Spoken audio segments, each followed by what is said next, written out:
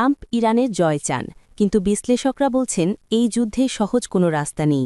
উল্টো এক ভুল সিদ্ধান্তে পুরো মধ্যপ্রাচ্য জ্বলে উঠতে পারে। ইরানের ট্রাম্পের জয়ের সহজ কোনো পথ নেই। ইরানে যুক্তরাষ্ট্রের প্রেসিডেন্ট ডোনাল্ড ট্রাম্পের মূল লক্ষ্য হল জয়, তবে পথ সহজ নয়। বিশ্লেষকদের মতে টিকে থাকার লড়াইয়ে দৃঢ়তা দেখিয়ে যাচ্ছে ইরান। তাই দেশটির একটি আদর্শিক শাসন ব্যবস্থার বিরুদ্ধে ট্রাম্পের সামনে জয়ের কোনো সহজ পথ খোলা নেই। বিশ্লেষকদের আশঙ্কা, ইরানের কেন্দ্রীয় সরকারের ওপর যে কোনো ধরনের হামলার বিপরীতে দেশটি এবার বড় ধরনের প্রতিশোধ নিতে পারে।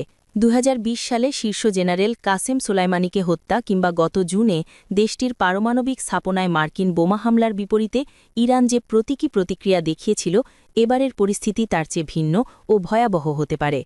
বিশেষজ্ঞরা মনে করছেন, ইরানের সর্বোচ্চ নেতা আলী খামেনি বা শীর্ষ কর্মকর্তাদের হত্যার উদ্দেশ্যে অভিযান চালালেও এই শাসন ব্যবস্থার পতন নিশ্চিত করা সম্ভব হবে না। উল্টো এটি ইরানকে আরও অস্থিতিশীল করে তুলতে পারে। অন্যদিকে দীর্ঘমেয়াদী যুদ্ধ ওয়াশিংটন এবং মধ্যপ্রাচ্যের জন্য বিপর্যয়কর ও ব্যয়বহুল প্রমাণিত হতে পারে। চিন্তন প্রতিষ্ঠান স্টিমসন সেন্টারের ডিস্টিংগুইশড ফেলো বারবারা স্লাভিন বলেন, সবকটি বিকল্পই বেশ ভয়াবহ। তিনি আরও বলেন, শাসকগোষ্ঠী যখন দেখবে তাদের পিঠ দেওয়ালে ঠেকে গেছে, তখন তারা এই অঞ্চলে থাকা মার্কিন বাহিনী এবং তাদের মিত্রদের ওপর ভয়াবহভাবে চড়াও হতে পারে। চলতি বছরের শুরু থেকে ইরান জুড়ে সরকার বিরোধী বিক্ষোভ শুরু হলে ইরানের সরকার তা কঠোরভাবে দমন শুরু করে। এর পরিপ্রেক্ষিতে ট্রাম্প হুঁশিয়ারি দেন, বিক্ষোভকারীদের হত্যা করা হলে তিনি সামরিক হস্তক্ষেপ করবেন। 2 সপ্তাহ ধরে ট্রাম্প বেশ কয়েকবার বিক্ষোভকারীদের আশ্বস্ত করে বলেছিলেন সহায়তা আসছে, তবে আন্দোলনকারীদের ওপর তেহরানের কঠোর দমনপীড়ন থামেনি। ইরান আর ভেনেজুয়েলা এক নয়।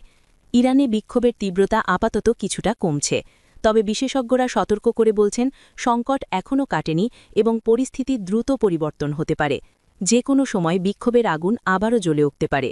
অন্যদিকে ট্রাম্পও এখন পর্যন্ত সামরিক হস্তক্ষেপের পথ থেকে পুরোপুরি সরে আসেননি।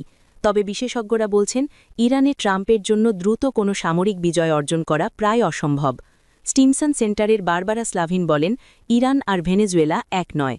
অস্তিত্বের সংকটে ইরান। 2025 সালের জুনে পারমাণবিক স্থাপনায় হামলার পর তেহরানের প্রতিক্রিয়া ছিল অনেকটা সংযত। কাতারের আল উদেইদ ঘাঁটিতে কয়েকটি ক্ষেপণাস্ত্র ছুড়লেও তাতে কোনো মার্কিন সেনার প্রাণহানি ঘটেনি।